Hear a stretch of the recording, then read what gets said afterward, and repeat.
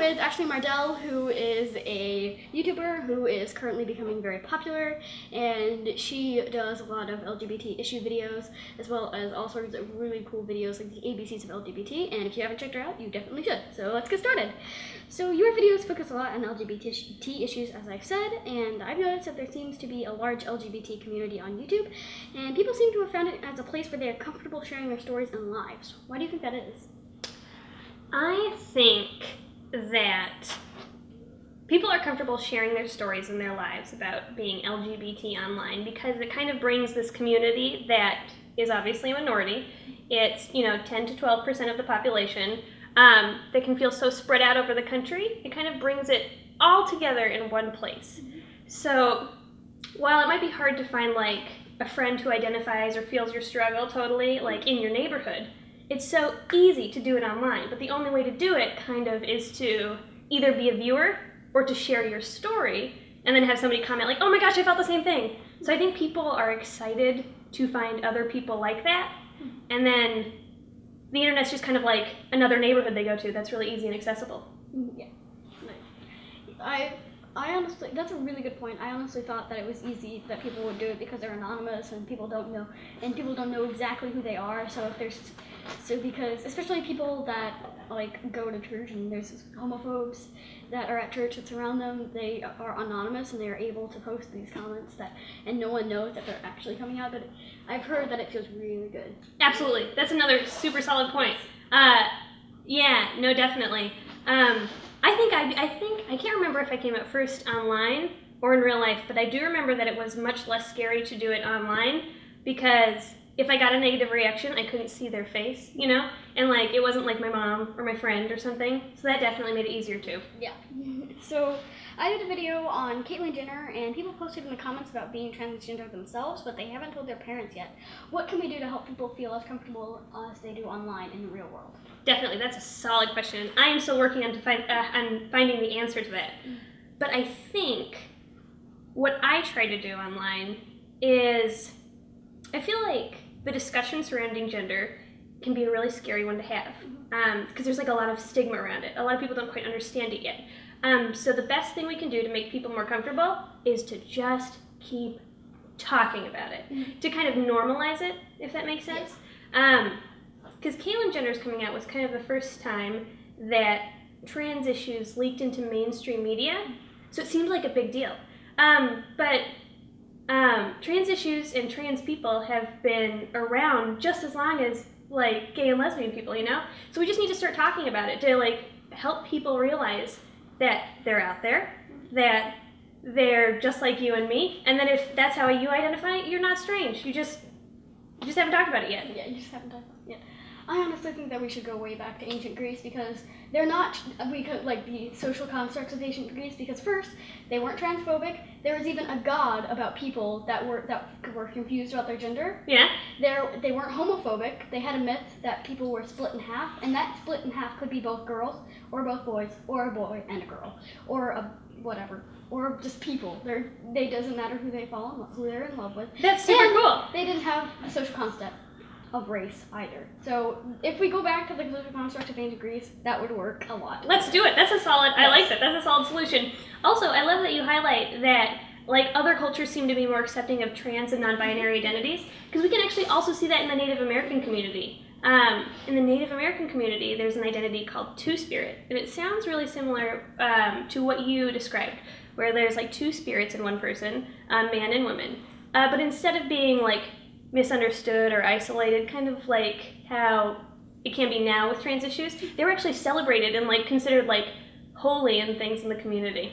Yeah, so that sounds really cool that people before us have been accepting trans and have been accepting gay and lesbian, and I don't know what happened that made some people stop accepting that. But yeah, it's just really cool how people in the past have accepted it as well. Absolutely. So what's one thing that you want people to take away from your videos, to take as a meaning as to what it is? What do I want people to take away from my videos? I want people to take away from my videos that it's okay to exist in a gray area and it's okay to be complex.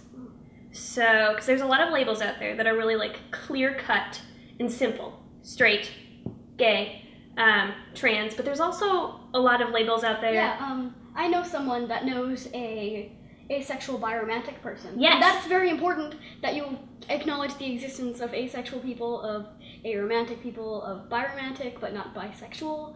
You need to, people are starting to accept lesbian and gay people, but they've pretty much completely ignored other kinds of sexualities that aren't the two main ones. Exactly. Perfect. You got it. That's kind of, I think, one of the things that I focus most on my channel. To be like, you can tack on as many words and as many facets to your identity that you want, just like you did. You split apart the sexual orientation and the romantic orientation, which is awesome. And sometimes people feel like that's like, just like, you know, too much, or things like that. It's too much to be romantic to people, but not sexual. Exactly. It's very strange. Yeah. So I just want people to know that you can have an identity that's not so mainstream, that's like more gray, more in the middle. You can have a zillion words on your identity, and guess what? That's awesome. Yes. And you're real, and you're valid, and you're amazing. Yeah. So that is. So how much do the haters, like the homophobes and transphobe people, bother you in your videos when they comment? That's an interesting one. I think I have a really unique answer to this question. People who are like straight up homophobic randomly don't bother me. Like, they bother me on some level, I don't like it, but it's easy to ignore them because I know they're just ridiculous, if that makes any sense. If they say something just absolutely hateful, I'm like, okay, well, you're crazy. I don't really care what crazy people think about me. I think the thing that bothers me the most is the people who critique my videos with really like long novels, and they're not necessarily being hateful, but the way they are thinking is really closed-minded. And you can tell they care because they've written so much, and there's like some internalized homophobia in the things that they're saying, and I'm like, oh, like, you seem like a good person, but you just are a little close-minded. Like, I feel like I almost have you, and I just want you to be on my side. And those people get to me because I like to reply. Well, I don't like to, I shouldn't. But I sometimes do reply with a long thing back, and then they reply, and it goes on and on. You shouldn't do that because it's just a waste of energy. Yeah, I really want to reply to some of the people. I know. I choose to ignore them because it's just gonna make me worse if I take in them. Like, I've heard people say that words are like seeds. People will sometimes take ideas and plant them in your brain, but sometimes they'll take bad things and they'll put them in your brain and they'll take over you. Exactly. But I choose to ignore them and just think that those people are either very close-minded or don't like me or don't like what I'm doing for some reason, and I choose to respect that they don't like me and allow them just to go about their business not liking me. Exactly. When I engage with those people, it teaches me that I really shouldn't be engaging with those people. Like, that was a mistake. Yeah. So I just got to remember not to. And you're right, like, you can have a ton of positive comments, and then like one negative word or one negative seed, like you said, it's just hard to forget that one. And it's just like, I don't know why those stick out in your head. Yeah, probably because they're critiquing you, and you want to be better to those critiques, even if those critiques aren't serious critiques at all. Or coming from crazy people. Yeah, or coming from crazy people. One of our favorite sayings is that people don't like different. My theory is that people who don't like gay people don't know any gay people, or don't know that they don't know any gay people. Yep. So they should. So what's your opinion on that saying? I definitely think that there's a lot of truth in that, especially the latter half of your statement, which was they don't know that they know gay people, because they're everywhere. And so I guess my reaction to that is that exact statement, because it's true, is what makes it important for LGBTQ people to be visible when they can. And being visible doesn't necessarily mean being an advocate or campaigning for social justice. It just means, like, I'm being, like, visibly LGBTQ when I hold Grace's hand just down the hallway, my girlfriend Grace's hand. I'm not, like, shouting, like, equal rights or anything, but it's just like, hey, look at them, they're living their life, they're normal, and they're visible. And I think the more LGBTQ visibility we have, the more that the power will be taken away from that statement. And, like, people will, and I was going to say this, but I don't know where that is on the question sheet, but your videos make people realize that gay people aren't that different, and it makes them, like, it might make them stop hating gay people because now they know that they're not very different, and they, even though they still might not like different people, they realize that gay people aren't that different. Exactly. It normalizes them, it humanizes them. They're like, oh my gosh, it's like, sexuality is kind of just like eye color. It's just another thing about someone that happens to be different. Yeah. Like, it really bothers me that people right now are really against other sexualities and stuff. And what I don't notice sometimes is people in the LGBTQ people, the LGBT community, actually don't like bi people because they think that you should choose one, and I think that's absolutely ridiculous. And sometimes people absent-mindedly support it because those people are gay or lesbian, and they don't have as many rights as straight people do. But I think that a big part of humanizing these people is to have them be able to be argued against, even if they are gay or lesbian, because there are gay and lesbian people that have opinions that are just crazy and wrong, and that's okay. And you shouldn't support them just because they don't have as many rights as you. You're right. It's like, yeah, that's actually interesting. I don't think I've ever heard anyone say that before or talk about that on YouTube, but that's super true. Like, just because you're in the minority or the oppressed group doesn't mean like everything you say is right. Yeah. I recently did a video on a lot of non-binary gender identities, and I got a response from like 4 or 5 trans people who thought my video was ridiculous. It tore it apart because they said the only identities that are real are man, woman, and trans, but all that other stuff is like, you know, too messy and not real. And I was like, oh my gosh, and this is coming from a trans person. Like, how? Like, you should know, but they don't. So you're absolutely right. Just because you're like lesbian or gay, like, you still can kind of have like a problematic or harmful outlook. Yeah. So, your videos are very well made and artistic. Putting your art out to the world can be scary. Does it make it more rewarding when your art is controversial and then you see people supporting you? Probably yes. Because it's scarier to put out, obviously. I'm still scared to put out some characters that I made. Yeah? I have some lesbian characters, and yeah? I'm still nervous that, first of all, I'm horribly depicting lesbian people, and second of all, that people will start hating some people in my community will leave, and, well, it's ridiculous, and I don't want those people in my community if they leave because I have these characters, but it still makes me nervous to put it out. So, absolutely, and that's something, I'm kind of straying away from your question, but I want to talk about what you just said because I really like it.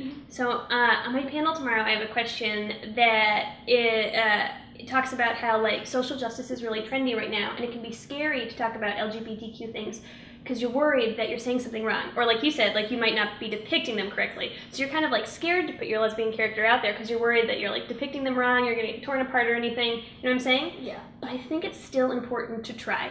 Because you know what? If you do mess up, or you do have a critique in the comments, hopefully they do it respectfully, and then you'll just learn. Yeah. I think it's better to, like, talk about the issues and try, rather than hold back just because you're nervous. But that's something that I struggle with, too.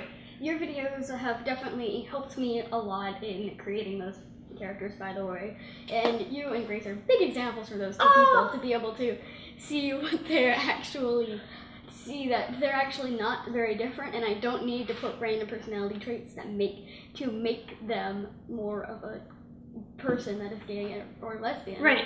And I honestly really like how J.K. Rowling, she made Dumbledore gay, and that he didn't have weird personality traits. Like, exactly. If you read the books and you didn't see that statement, Dumbledore wouldn't have changed. Right. And Dumbledore wouldn't have been isn't a different person because he was gay. And if he was straight, then he would still be the same person. He would still have the same personality. He would still be who he was, which is definitely helped me a lot. Like, you guys and J.K. Rowling have definitely helped in the development of those characters, and letting them be themselves. Exactly. Holding them down to stereotypes. Right. You don't need to play into any kind of stereotype to, like, validate their sexuality. You can just, like, that can just be a part of them. I think that's fantastic. Yes. Thanks. you very much for that.